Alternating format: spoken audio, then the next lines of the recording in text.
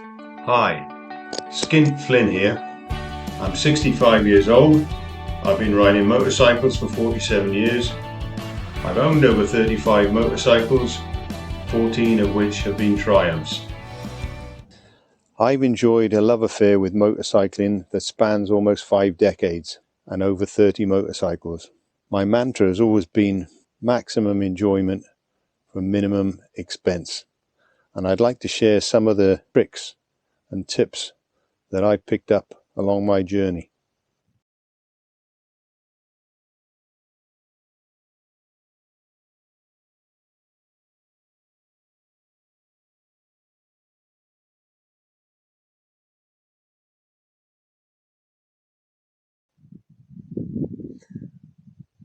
So let's discuss this particular bike, which is my own bike. This started off, I bought it a few months old.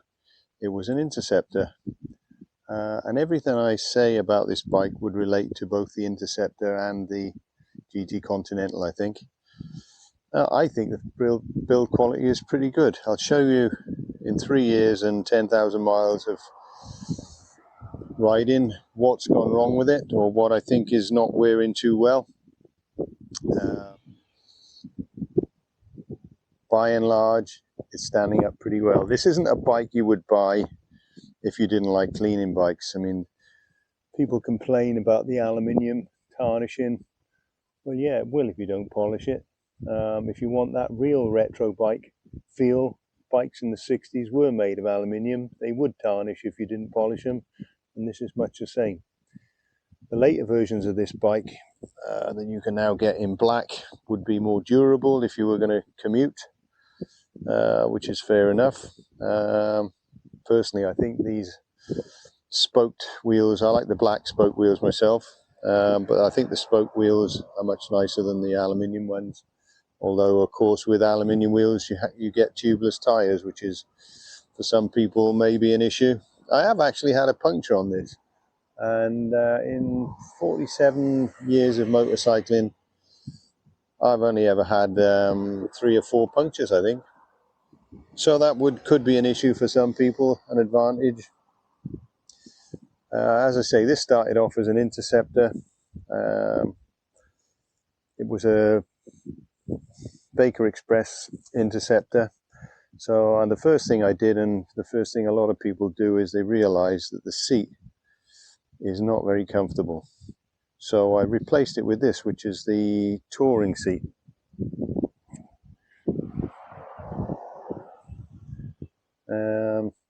Having bought the touring seat, which I found extremely comfortable, I then bought a seat cowl for it, which you can get direct from Royal Enfield, and they come in white.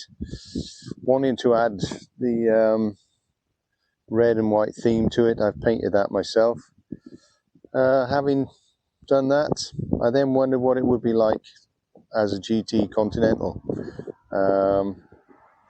I'm quite a skinny fella, and I do have problems with my backside being bony, and I find a lot of bikes uncomfortable. As I say, this is a great improvement, the touring seat, but the sporting riding position suits me better, I think, because you're then putting more weight on your haunches and your wrists than you are on your backside, especially with the rear set footrest. So I took the plunge and decided to look for some second-hand parts to convert it to a GT. So this petrol tank came up, I think it was under £100, it might have been £70, £90, something like that. It's a couple of years ago now. Had a very small dent in it about here, which you can't see because I took the dent out before I repainted it in the Baker Express colours. Now I painted it myself and then paid a sprayer to clear coat it, and I find that's the cheapest way to do the paintwork on motorcycles. This one I lacquered myself with clear coat from an aerosol. To be honest, the finish, there's not much to choose between the finish, but anyway, I digress. So the rear sets are also fitted. They came from in fact, they were brand new. I think they were reasonably cheap to buy. So yeah, they were brand new. I bought those from Royal Enfield. What else have I done to it? I did put fork gaiters on it, fitted there to protect the forks. Don't bother. They were marked as genuine Royal Enfield. I don't know if they were, but after 2 years they fell apart. They literally fell apart. The bike itself is quite durable. People criticize a few things about it. The forks get criticized for being clonky, and I suppose they are out the box. Although, you know, they're well up to the performance of the bike. What I've done, I read somewhere or heard somebody say that if you take the caps off, support the engine first to take the weight off the forks, take these caps off, and you can slip 2 M20 washers on top of the spring before you put the cap back on, and that will give you an extra 6mm of preload, which I think has sharpened up the handling. It was very good before. It's more the clonking that it's improved. I couldn't criticize the handling anyway. I know people do. I don't know what they expect from bike. If you read reviews or look at reviews on YouTube of Triumph Bonvilles, the T120s, people are telling you that you could do with better suspension and the Speed Twin. So coming around to this side, I've added a little socket so that I can plug it into a charger. So where's the finish lacking? Well, you'd find now this bike has been used all winter. And one of the places that it's not where it's stacking up too well is the chrome around the exhaust roses. Gets a little bit grotty, and it's very difficult to clean. I use a toothbrush and some Solvol or whatever, and that's one place where the finish is not brilliant. Another place is the oil radiator. Now the oil radiator comes with a little shroud on it, but that shroud is made of tin and very quickly starts to rust, so I've taken it off. There's no need to have it on there anyway, and the bike looks a lot nicer without the rust tinged cowl. I mean, it's got stainless braided hoses from standard, which is, you don't get that on Triumphs. Wheels are wearing very well. The spokes are stainless steel. I presume they're brass nipples. Come around the other side, you might be able to see them better. Now I hear criticisms of the Triumph that the spokes corrode on them. They don't corrode on the Enfield, they're stainless steel. Mudguards, I've had criticism of these. These are plastic. Nothing wrong with plastic. Anybody who owned motorcycles in the 1960s and 70s will tell you plastic is better than steel. A, it's lighter. B, it doesn't rust. Because you're going to get a lot of crap thrown up under a mudguard off your wheel. The engine paint is bearing up pretty well. It's like a grey finish. The rockers, very difficult to get in there to polish the rockers. I can see they can do with a bit of a clean now. Very awkward to get at, but what I tend to do is when I do the valve clearances, which are due now, I put the rocker cover on the buffer machine that I have. Other than that, you've got a plate there that holds the number plate, and that gets a lot of weather. I think it's galvanized from, or is it matte black? I'm not sure, but anyway, there is some rust starting to come on that. I think you can probably see that. But bear in mind, this bike has done 10,000 miles. I have a year 1999 BMW R1100S, and that's only done 24,000 miles. So it's a little more than twice the mileage of this in 24 years, 25 years. So I think the finishing is very acceptable. People complain about the indicators being plastic, chrome plastic. Well, yeah, but they don't rust. They still look good. I put a rack on it. The rack is not of great quality. I can see some chips in the paint there. But that, can't blame Royal Enfield for that. It's not a Royal Enfield rack.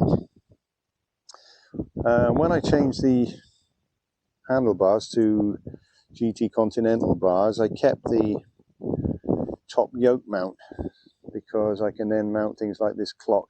Incidentally, this clock I bought from MP Motorcycles in April, and it's now July and it stopped working. I had cheap Chinese ones on here before and they didn't even last that long. It may just be the battery, but I'm not impressed with a clock that stops working. I mean, the bike is garage, it's not like it lives outdoors. And if it's out in the rain, it's because I've been caught in the rain, not that I've been gone out in the rain. I wouldn't go out in the rain deliberately. What else can I tell you about the finish? When they make these, there's some paint there that they, which I would criticise. It's like a galvanised paint on the exhaust where it looks like they've welded something on after, but it hasn't caused any corrosion, so you know it's not exactly pretty from new, but it certainly hasn't caused any problems. I fitted these Power Age stainless steel silencers on, and it also has a DNA air filter in there.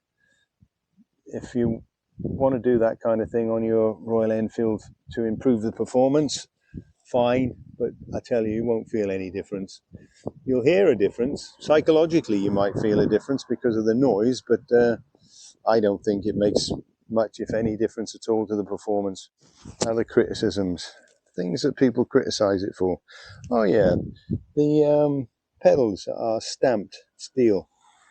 Well, I don't see anything wrong with that. I know the Triumphs do have something a bit more substantial, but it's not a Triumph. And when you look around at other bikes, hardly anybody else does. I mean, I had a Honda VFR 750, allegedly the best bike ever made, and that had the stamped pedals, or stamped gear pedal and brake pedal, if I remember rightly. So, you know, there's nothing wrong with stamped pedals. What else have we got here? Made my own number plate out of a bit of scrap stainless steel. You can buy aluminium number plates, but you won't buy them that shape. I've cut that. That was modelled on the 1955 Triton number plate that I made for my Triton. Mirrors are perfectly acceptable. I can't see anything wrong with the mirrors. One thing I have done when I fitted the clip-on bars, I actually purchased these parts here from America, from the States. I saw them on eBay in the States, and they came with bars, but the bars were bent. The bike had obviously been in an accident. So I think I paid $10 for it. It's about £8, something like that. My son lives in the States, and he brought them home with him the last time he came, or on the very next time after I bought them. Bars, these bars actually are aluminium and came from AliExpress, and you can buy the bars on their own for £6 delivered, and they match beautifully the brackets. So they're not actually Royal Enfield bars, but they're a hell of a lot lighter because they're aluminium. The Royal Enfield ones are chrome steel. There's a lot of weight engineered into the standard Interceptor. The handlebars on the Interceptor are quite heavy, and the brace that goes across, which I took off very early on, that handlebar brace is solid bar. It's not tube. It's inordinately heavy for what it is. Yeah, so that's it really. I can't fault the finish on it. If it were a Triumph, and oh yeah, sorry, there was one other thing. I can fault the finish on it. I noticed some bubbling in the paint around the top of the fork yokes. So I'll be rubbing that down and giving those a new coat of paint very shortly. But yeah, that would be the worst that I could say has happened to this bike. Everything else is stacking up pretty well. I've replaced a few stainless fasteners for stainless steel, as you do. But I can't complain about the finish on it. I would, if you're looking for an Interceptor, don't rule out a GT Continental. I find it more comfortable. The Interceptor is not an uncomfortable bike, far from it. but I find the riding position on the GT Continental much more comfortable. What I've left this yoke on for two reasons. Not only can I put things on it, like my phone mount, but if ever I want to revert to the Interceptor handlebars, it's just a case of undoing those clamps. I could leave these on, take these bars off, put the standard bars back on, and probably in about a quarter of an hour this could be back to Interceptor handlebars. Not that I've ever felt the need to do so, because as I say, I find it more comfortable. I thought that I'd better add that in the time that I owned the bike, only one thing went wrong with it, and that was fixed under warranty when it got stuck in third gear for some reason.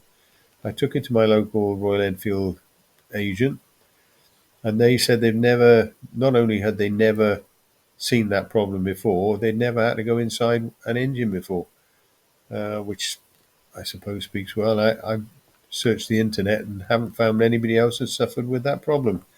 If you've suffered with that problem, I'd be grateful to hear from you. Leave a comment. Thank you very much.